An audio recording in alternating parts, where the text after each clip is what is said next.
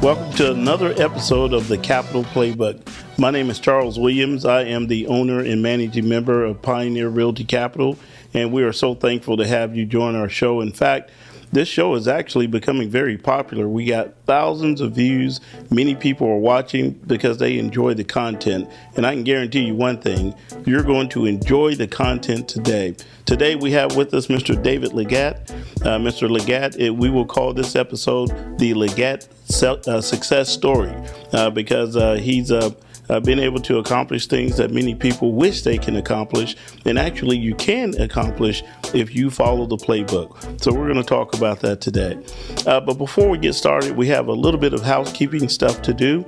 If you're watching this on our YouTube channel, be sure and subscribe. Like this episode, give us a thumbs up, and ring that little bell. That tells us that you enjoy the content that we're bringing to you. And if you're also on Apple or Spotify, be sure and go ahead and subscribe and also like this episode. But with that being said, let's welcome our guest, Mr. David Legatt. Thank you, Charles. David, thank you for being on our show today.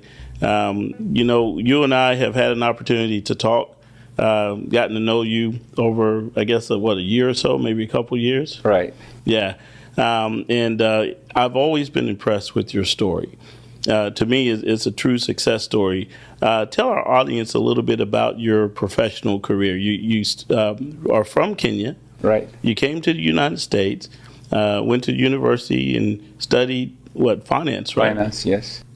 And so after graduating school in finance, what did you do from there? After college, I went to work for a bank, JP Morgan. Okay. And did that for a while. And while doing it, I started investing in real estate part-time, buying, small houses, duplexes, while still working at the bank. Yeah, okay. And did that for almost 10 years, accumulated almost 100 single-family homes. Wow. And then at that point, my job at the bank was in the way, and I had to decide to kind of semi-retired. I wanted to do real estate full-time, and so I stepped aside from the bank and stepped down and got into real estate. But my goal was to buy more single-family homes, but soon after that, I realized it was very tough to scale a single-family portfolio, and I got introduced to the multifamily right after the crash. Okay. So it was perfect timing. So it's interesting because you mentioned timing. When you first started, what year would you say you started to amass this portfolio of single-family houses? I started, my first property was when my first son was born, so I remember that. Okay. My first property I bought was a fourplex by DFW Airport. Okay. I bought it in 2001. 2001. And so 2001, and then, of course, you're accumulating these properties and Right. you're building this portfolio, and then 2007 2008, happens. yeah, 2007, 2008 happens. Yeah. And the good thing that I had there that was kind of an advantage was I grew up where you're taught that debt is bad. Right. So I wanted to pay off. So all these houses, the 100 or so houses that I had, half of them are free and clear. Okay. Because I was paying them off, as I would sell one or two, pay another one off, and I would go like that. My goal was to have so many houses free and clear, have a certain number in cash flow a month, very little debt, or none at all except taxes, of course. And that was my goal. So, I focused on that. And once I had 30, 40 houses free and clear, I just left banking and, And focus on running that. Running that. Yeah. And it's really interesting because that financing strategy, it actually proved to be a protection because of the fact that, could you foresee the financial crisis coming, or did it catch you off guard like it caught so many? Yes, I think it got me off guard. Just to be honest. I remember I used to, go to real estate seminars. I have friends in it, and nobody, saw it coming. If you talk to anybody in 2006, early 2007, it was like real estate is always going to go up. Nobody talked about, nobody, I guess, has ever gone through a crash, and nobody saw that coming. Neither did I. Wow. And so, but your personal beliefs about finances Right. Really proved to be a protection. Yes. Because now all of a sudden, you're deleveraging your assets as you build your portfolio. In fact, you're very right on point there, because I use my free and clear assets because the banks were not lending. But if they see all this equity, they did 50% leverage to give me enough equity to be able to buy, because nobody was lending. Right. But they would do 20-40% leverage on your free and clear single family homes to let me start on my first multifamily. Right. So, single family for me was a stepping stone to multifamily. It acted as a base. Absolutely. For me to get started doing the multifamily. Yeah, it makes a lot of sense. And, really, and that's an important point. And if you're starting in real estate or if you're transitioning from residential real estate into commercial real estate, you really want to learn the leverage game. It can work for you or it can work against you. In fact, let's say, for instance, if you were over leveraged on your residential real estate, everything's at 90% loan to value, right? You're right. And now all of a sudden this financial crisis hits, and you have all these assets that you can go and pick up at a very low cost basis, but you're over leveraged on everything. Right. Now you wouldn't have the leverage to go and buy those assets. Right. But because of the way you manage your finances, and you had a lot of free and clear assets, you had a really nice portfolio without a lot of debt. Right. It allowed you to take advantage of this change in the economic environment, right? Yeah, I consider that. I talked to the bankers back then. They're like, "You're bankable," and that's what we're looking for. Right. We want somebody that we can, that is bankable. And with that, they're looking at the equity. How leveraged are you? What is your, debt coverage ratio on the properties you do have? And that kind of worked for me. In fact, sometimes people ask me about 2008. I didn't feel 2000. Right. I didn't feel it because, I didn't lose anything. It just, I might have had a few properties that went vacant. Right. But I didn't have any debt on them. Right. So it wasn't, I might have had a little bit a drop on the cash flow, but it wasn't anything that, it was just about, for me, it was just that dip that I was able to take advantage of. Okay, perfect. So now you come into 2008, and now because we have this dip in the economy, there are a lot of assets that you're able to purchase at a discount, Yes. basically, right? Right. Now, walk us through, did you have a strategy as you're going through this, or you're just prepared and you're just taking advantage of these opportunities as they come up? I honestly, if I would look back, it's easier to say, yeah, I was prepared and I knew what was coming. I think it's just that I prepared myself and then the opportunities came, right? The opportunities came and I had, it was right in front of me. I had to swing the hammer. Right. And I think at that time, there was a lot of deals to be had. I just had to see which one that I was comfortable taking. Right. Yeah. And so, no, I did not foresee anything coming. I did not prepare for it. I just, prepare myself so I can take advantage of those opportunities, which I did. And that's a great point, because we were talking about that earlier. In fact, I always say luck follows the prepared. And if you kind of examine your circumstances, your situation, he managed his personal situation very well. He managed his credit. He had a financing philosophy where he would keep low leverage on his assets, which gave him flexibility when the market changed. Obviously you managed your credit. You didn't overspend. You made sure that you were financeable. Right. And so now when we move into this change in the economy, this change of environment, you're ready.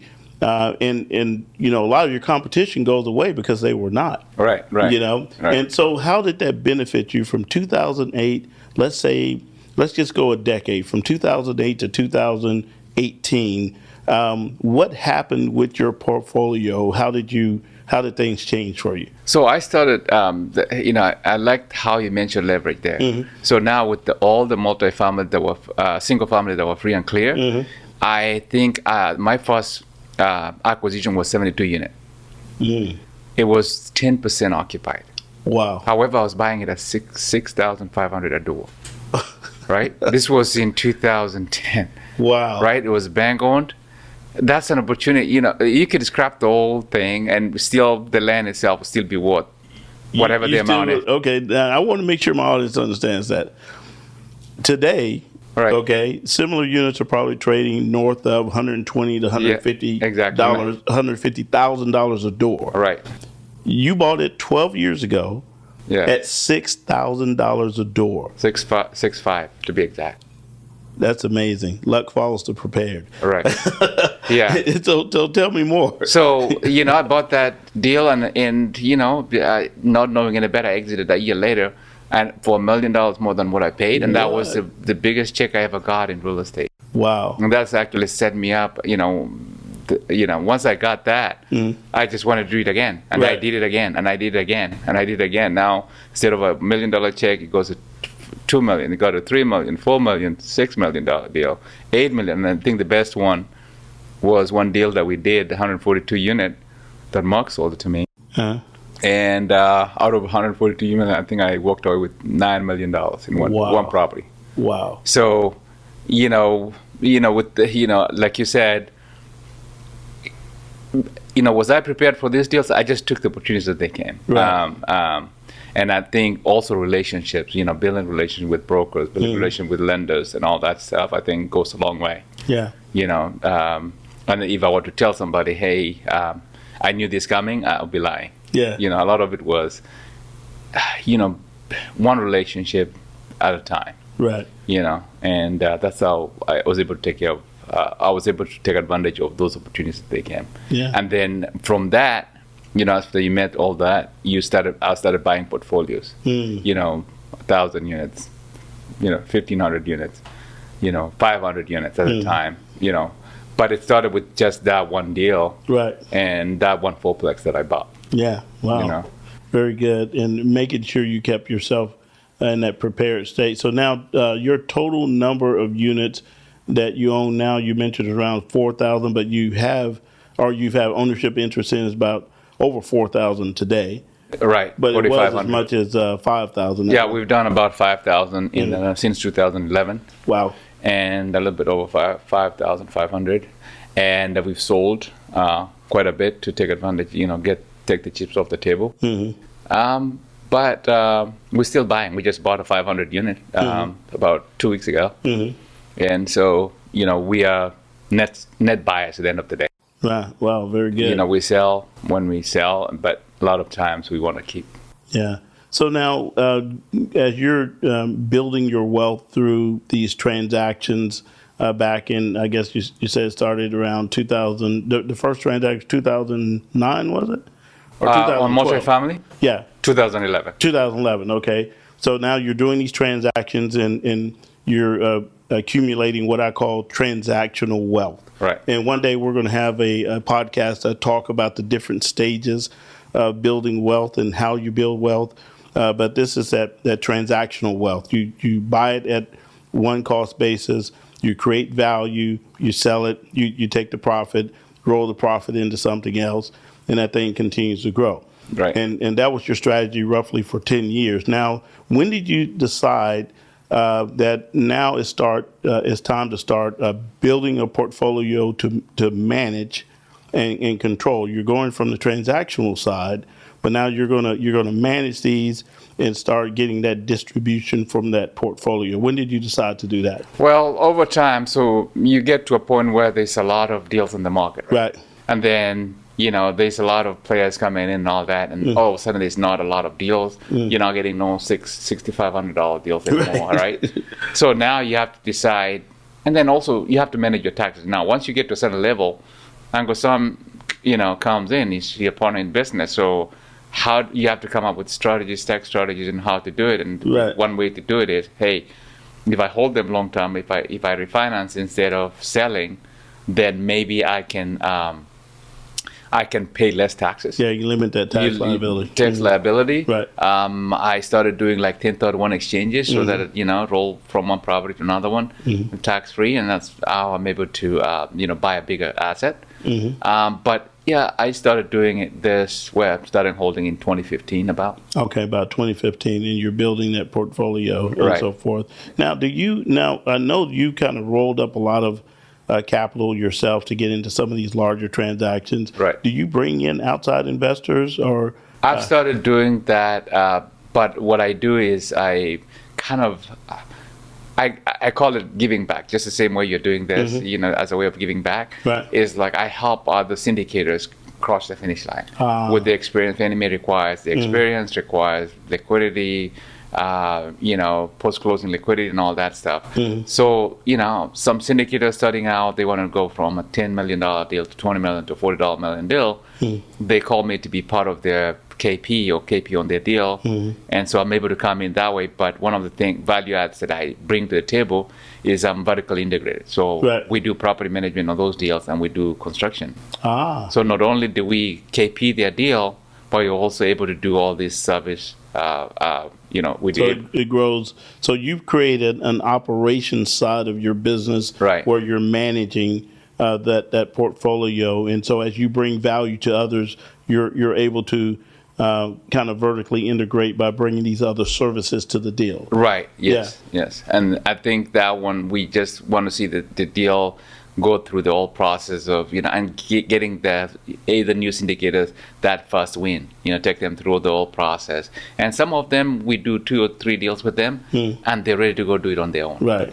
So and that's fine with us too. Okay, well, perfect. Did you ever think you would see the day that B and C class apartments would be trading at a 5 and sometimes a 4 cap rate? Did you ever imagine? No. I mean, if we did, we would have bought everything that can, no doubt, in sight. But it's where it is. Yeah. And thinking about it, because we do strategy sessions. Sometimes you're like, maybe this is the new norm, the new normal. So I didn't think it was going to get to this point, but there might still be some runway. Yeah. Well, there are some basic economic indicators. The population growth, it's phenomenal here in Texas. And I know that you're active in not just the Texas market. You have assets, I know, in Arizona. Yeah. Where are your assets? So we're in about 5 states. We're in New Mexico, Santa Fe, Albuquerque. We're in Tulsa, Oklahoma. We're in Arkansas. We're in Alabama. We're in Louisiana. And of course, Texas. Okay. Maybe it's Albuquerque. I was thinking. I said Arizona. Yeah. We have an asset in Arizona and here in Florida. Okay. We also have something in Florida. Okay, perfect. And so now, and I guess with your operations company, you're able to manage those assets from here. I guess your main office is in Dallas, is that? Yes. And I point here, and I failed to mention we're at the National Multifamily Housing Conference in Orlando. So if our stage looked a little different, we didn't have an economic setback where I had to move to the house. We're actually in a room where we rented, so we can have this here at this nice event. And David's been kind enough to join us here. But back to what we're talking about, your operations company, you're able to identify folks to manage and run these properties that you run from your office here in Dallas, right? Yeah, so we have the main corporate office, the main higher-ups, executives in Dallas. Right. And then when you go to a new market, we hire locals. But a team goes out there, sets things up. Maybe they go to that, the new market, stay there for about 6 months, hire the locals, get everybody running, get everybody set up. And then all they have to do is just, follow up and go there once every 6 weeks. Yeah. So you had to have just this major skill set because it's a totally different skill set to be that asset manager. Not asset manager, be on the side where you're buying and selling. Right. And you have all those relationships. And then you go into asset management where you hold on to the asset, and now you got to understand that whole business model of owning an asset and then managing it properly. Right. And then adjusting to all the changes. At the same time. Was that all you, or was it you having the vision and bringing in the right people to help you to do it? I think I've been blessed in a way that I've had the luck of having the right people working with me, because if I say I did it all by myself, I'll be, it's not a true statement. Right. I've had very lucky. I've had good employees that are willing to even leave their families and go set up something in another state. Wow. I've had people that go out there and might stay there for a year and then come back. So I've had people that have worked with me 10 plus years. Wow. And so I think that's part of really what has made given that growth is the employees more than anything else, because they're willing to do the hard stuff. They're the front liners for the company. Right. So they're able to go out there, set up, hire new people, be our ambassadors, and I think for that I'm very fortunate and I'm very thankful for that.